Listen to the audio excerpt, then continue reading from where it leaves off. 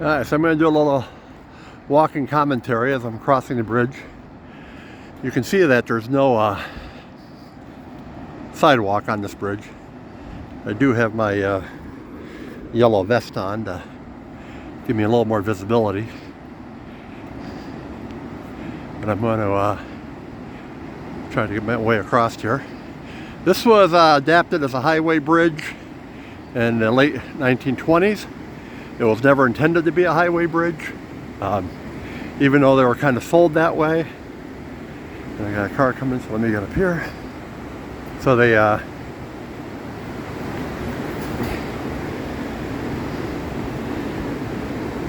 but there used to be a bridge, a suspension bridge, a private one, down the way here.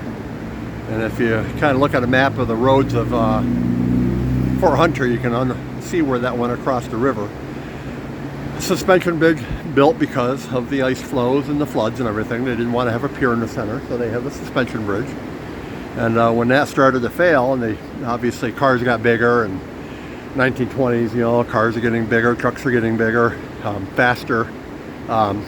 So they adapted the bridge here into a highway bridge. They basically paved the floor and turned it into a highway bridge. The only other one that was done this way was down Lock 9 in Rotterdam Junction. They adapted that one mostly because they were trying to make a case for improvements to the bridge or the dam structure after the flood of 1913. It all gets very involved. But basically, once they did one, they said, oh, why don't we use the other one? But you can see it's very narrow. I think there's a weight limit on it now.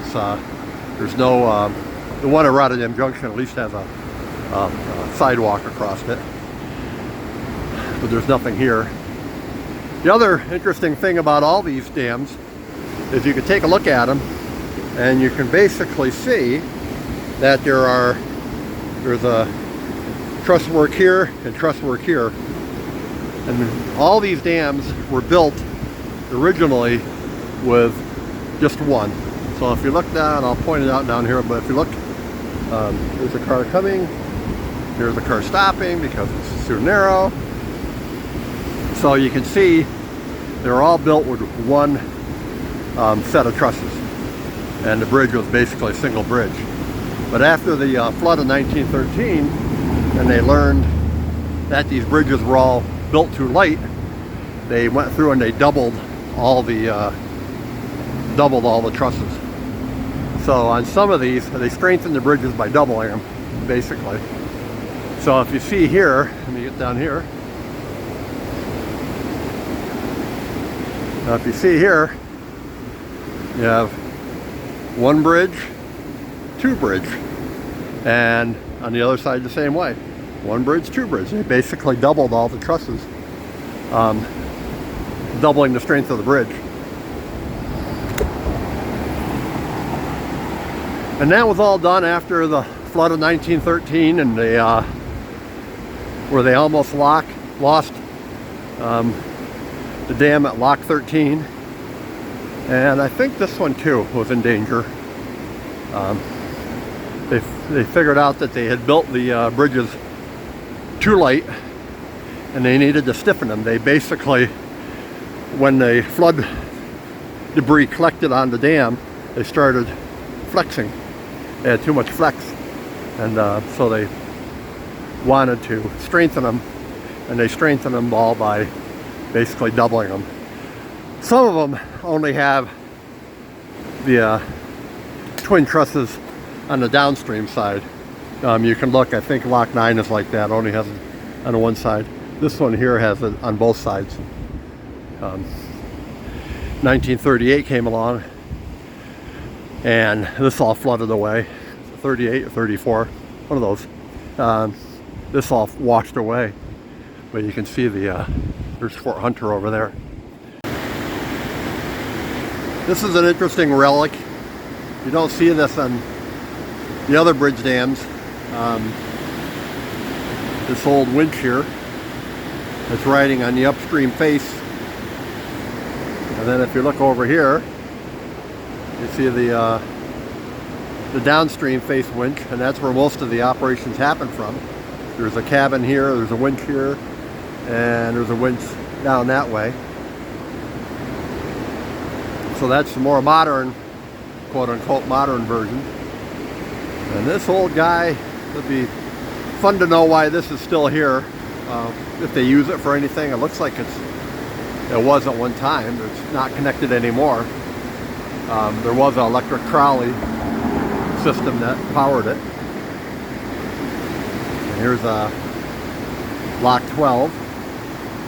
So this is lock 12, but I think I said dam 8 because not all the locks have dams.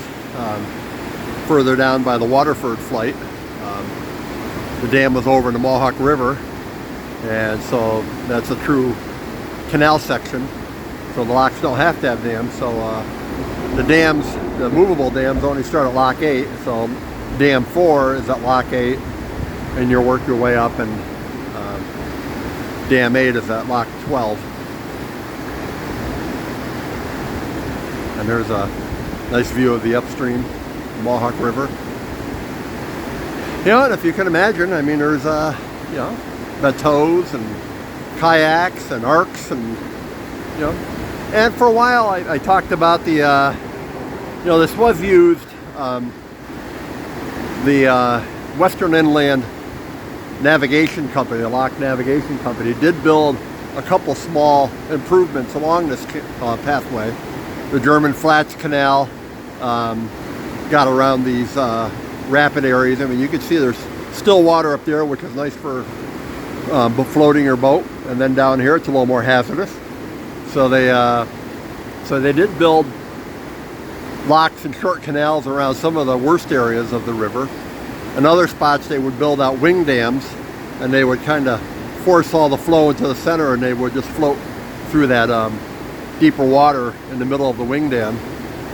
Or they would just have people come out in times of low water and just kind of pick a path and clean all the big rocks out and just create basically a rafting chute for them to use the river.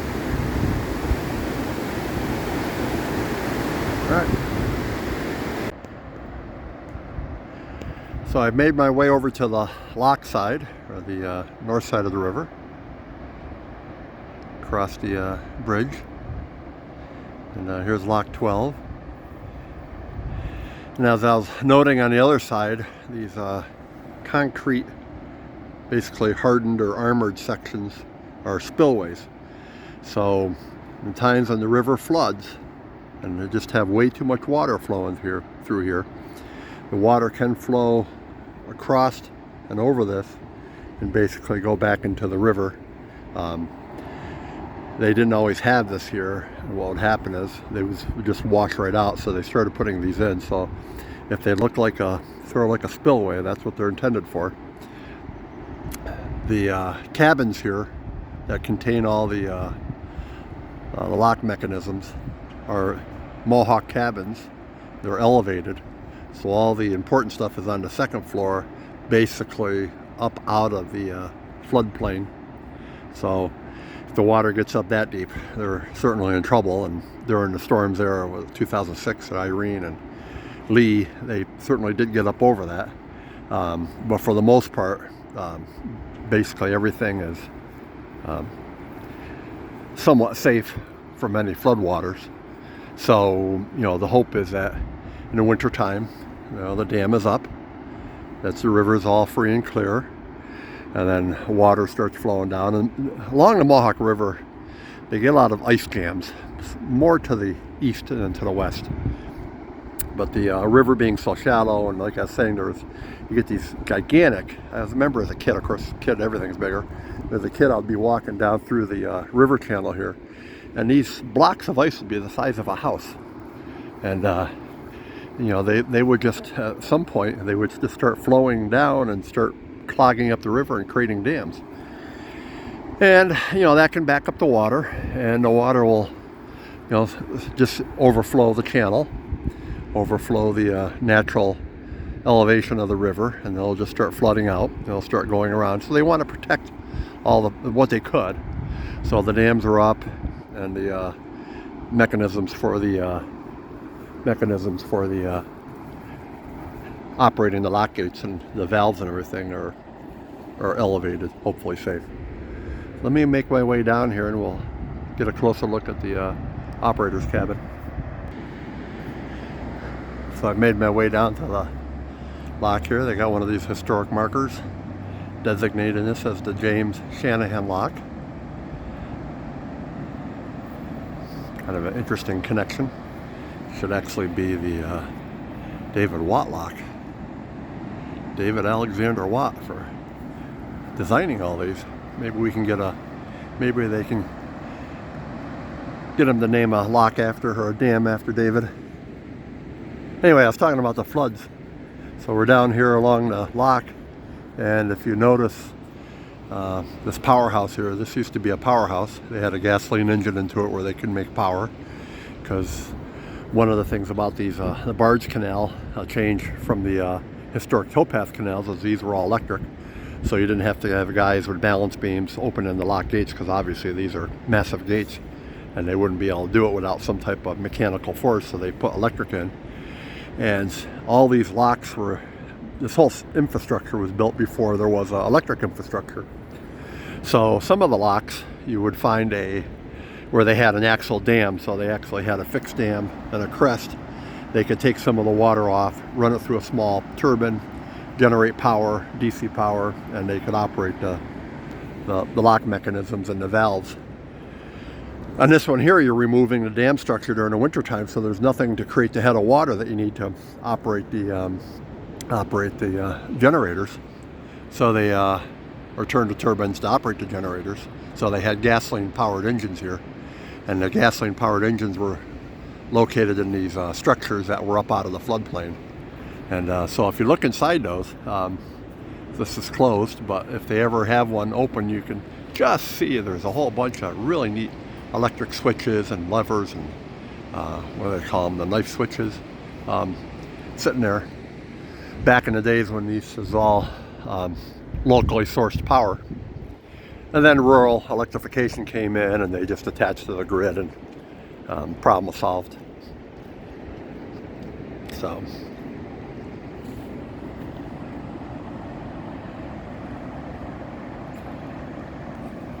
and you can see there's one of the cabins or electric winches, and then there's another one on that truss over there. Let me see if I get closer here. So this one's been converted to hydraulics. Used to be all gear driven, but a lot of the gate work and everything, or the valves, has been converted to hydraulic operations.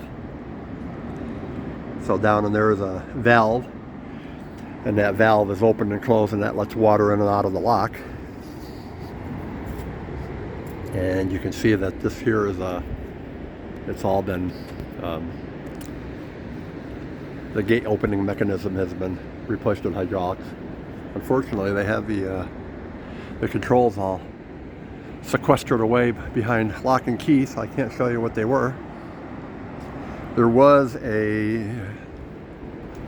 these locks when they were originally built. Can't go across. There was a buffer beam here, and the buffer beam would swing out. And if you've ever been on the St. Lawrence Seaway, they use an arresting cable in case the barge or the boat starts getting a little crazy and starts going towards the lock gates. They were supposed to have a buffer beam, and the buffer beam would swing out and stop the barge from hitting it. They never used them. The barges were slow enough moving. I guess they just felt there was no danger. So they never used the buffer beams, and they were soon just relegated to becoming foundations for needle dams if they ever had to drain the locks. So you can see that little square over there in the far wall. That's used to be the receiver for the far end of the buffer beam, and the buffer beam was in this wall. And then on the controlling cabin here, one of the levers, some of the older original ones, it says buffer beam, and there's a lever where they can operate the buffer beam. And But like I said, those were all gone. This is neat because they got the original, I think a lot of these were recast, but these were the original style railing joints, railing connectors. You can see the welded here, and these were more of a socket type. So it's interesting to see in the upper dam, or the upper gates don't have that. So this has been modified or added to or corrected or something at one time.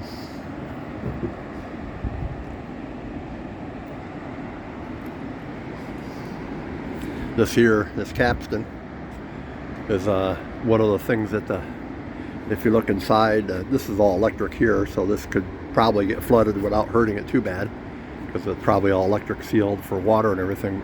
The capstan is used if they have a large tow. They bring a barge in, and they can wrap the rope around that and pull the barge in and out without having to have the tugboat maneuver it in and out. Because if you have you can put the barge in here, or like the dredge, you can put it in here, but once you back the tug out and you close the gates, there's no way to get it out. So they use the capstans, and they'll kind of push it forward with that, tow it forward, and then they'll lock the tug through, and then the tug can reconnect. You don't see that used much. The only people who would use it today would be the barge canal forces, if they're putting through a non-powered part of the floating plant. Okay.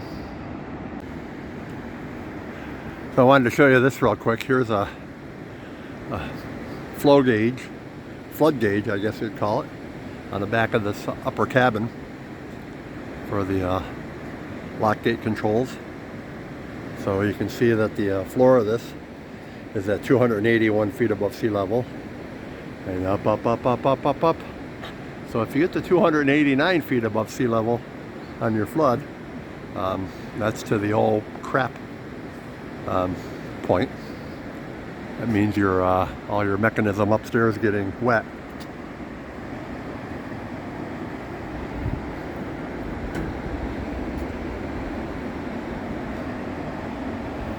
Over here.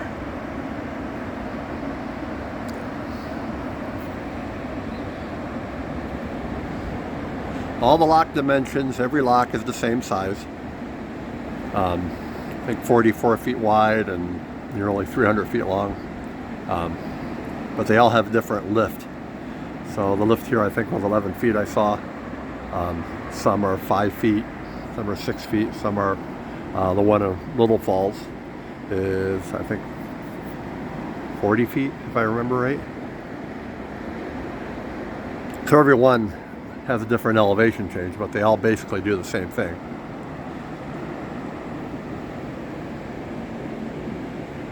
All right, let's go back across the bridge.